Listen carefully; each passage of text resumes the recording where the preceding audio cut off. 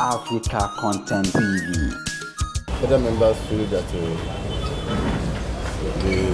Olubadan designate has not spoken to them, and they are not able to ascertain his health condition. So they feel that when it's ready, because he is also supposed to be here. They feel that when it's ready, we will talk to them, and then we are going to have the meeting again. I will call the meeting anytime they are ready. So for now, you are the only person that attended up? And because the meeting was called for today, I mean, and I'm supposed to be the convener of the meeting. So that's why I'm here. As a convener, sir, what should be the next step, sir? The next step is that when they are ready, I called them, they said that they felt that the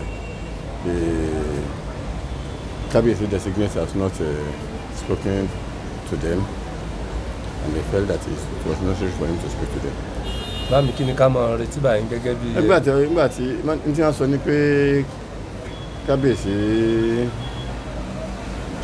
kábíyèsí tó máa jẹ ọba tó máa jẹ ìyẹn Balógun ilẹ̀ Ìbàdàn ọba Alákùlẹ́yìn tó kò tí ì bá wọn sọ̀rọ̀ pé àwọn ọmọ bí bára rẹ̀ ò lé bó bá máa lè ṣe iṣẹ́ ìlú tó jẹ́ iṣẹ́ ọba.